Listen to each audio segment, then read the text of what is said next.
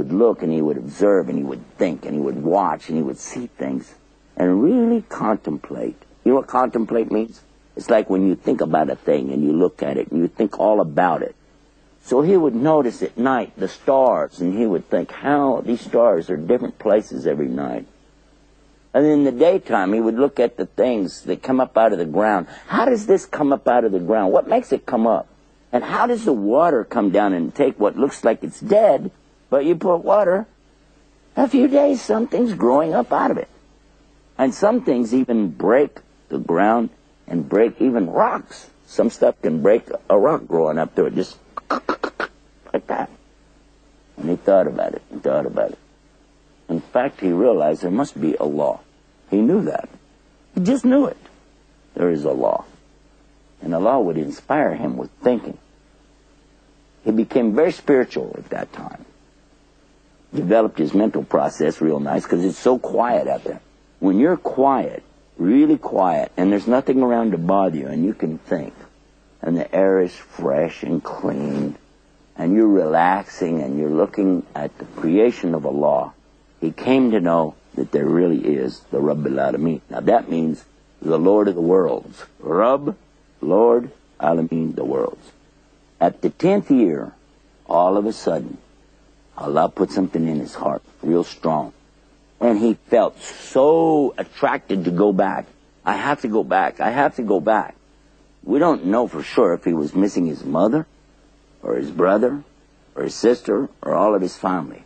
Or maybe he was missing the lady that raised him up, the queen.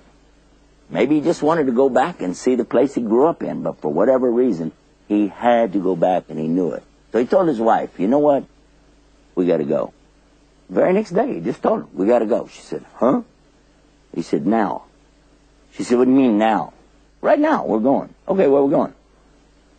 I'm going to go back to my land where I came from. Going back to Egypt.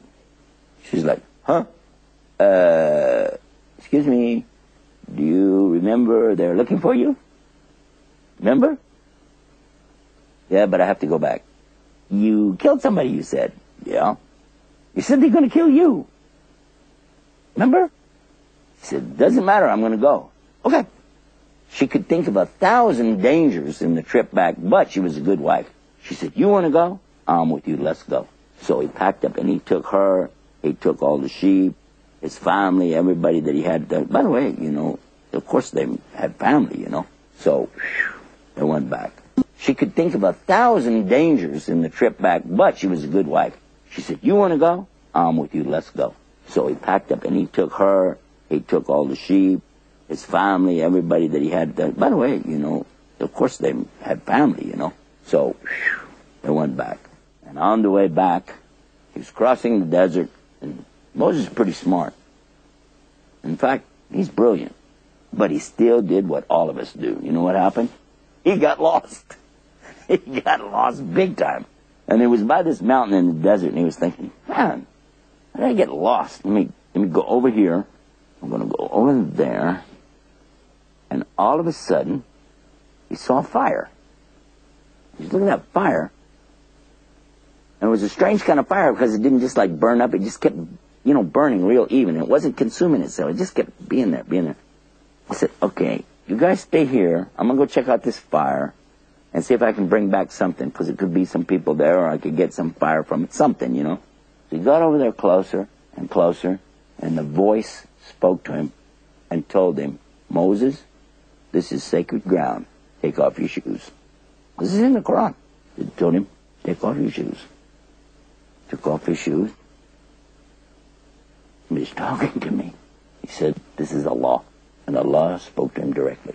And Allah tells us in the Quran that some of the prophets, they came with a message, and some of them, they had revelation. And one, we know, Allah spoke to him directly. And who was the one?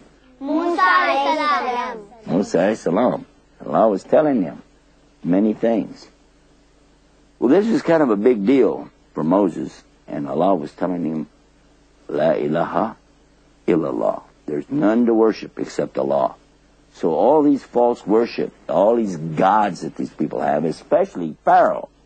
Because Pharaoh was telling people what? To worship him. He said he was a god, right? And Allah's telling him now, You go back to Egypt. When you go back into Egypt, you go to Pharaoh and you tell him, no more false worship. Nobody's going to worship you anymore.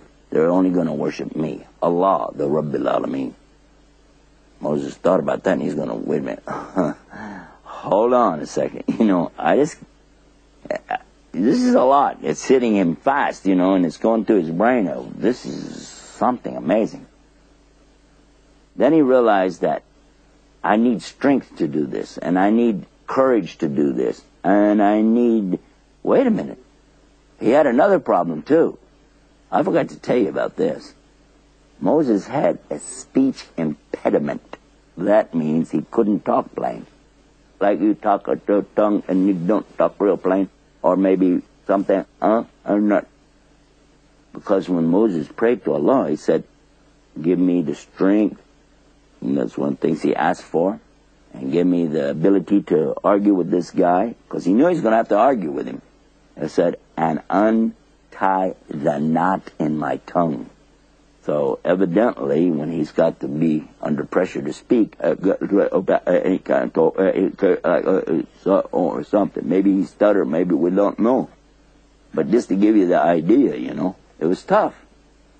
And then he added something that he said, oh yeah, and include my brother too, Harun. I want him to help me for backup. Now after 10 years, can you imagine that he's on his way back, crossing the desert, gets stuck out there, lost, see a fire, go, and the fire is talking, not the fire, but Allah is, but you see how that goes, and he's like, ooh, man, a lot of stuff's happening here. Well, he came back. When he got back in Egypt, they remembered him, of course. Nobody forgot anything. Now, I'm sure he would like to go see his mom, he'd like to go see his sister, and go see his brother. But one of the things for sure, he went to see Pharaoh. And in front of Pharaoh, the king, the hot shot, the big shot, right? He went to him and he started to tell him what's going on. That, you need to let the people go. He said, what'd you say? Excuse me, I'm sorry, what did you say? He said, no, these people here you're treating as slaves. These are the children of Israel. Let them go with me. Pharaoh said, okay, these are my slaves, and not only do they work for me, they worship me, because I'm their God. He said, oh, you're not. Because nobody ever dared to say that before, even way before. All these kings, when they came, they would tell people, worship me, and people would just do it. Nobody argued with them. So here is this man who was actually raised there, telling them that. He said, you're telling me that you're going to take them, and you're telling me they don't need to worship me? He said, no, they're not your slaves, they're slaves of Allah. We're all servants of Allah, even you. Now, this Pharaoh was pretty sharp. He wasn't stupid.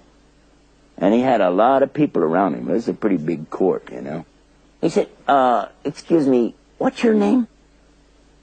He said, Moses. He knew it was Moses, but he was getting ready to set him up. He said, are you the Moses that was in the basket that came floating down the river? I said, yeah. Are you the same Moses that we brought into this palace and took care of you? Yes. You the same Moses that got your food here, you got your drink here, you got your clothing here, you got your shelter here, you got your money here? Yeah. You the same Moses that killed an Egyptian citizen and ran away 10 years ago? Well, yeah. Oh, I see. And, excuse me, doesn't that mean, according to the teaching you just told us, whoever kills a person, this is disbelief, not a believer? Isn't that right? You kill somebody, you're not a believer, is that right? Well, so that means you're not even a believer, and you're telling me about belief and Allah and... All right, yeah, thank you very much. Musa alayhi salam was strong, though, in his will.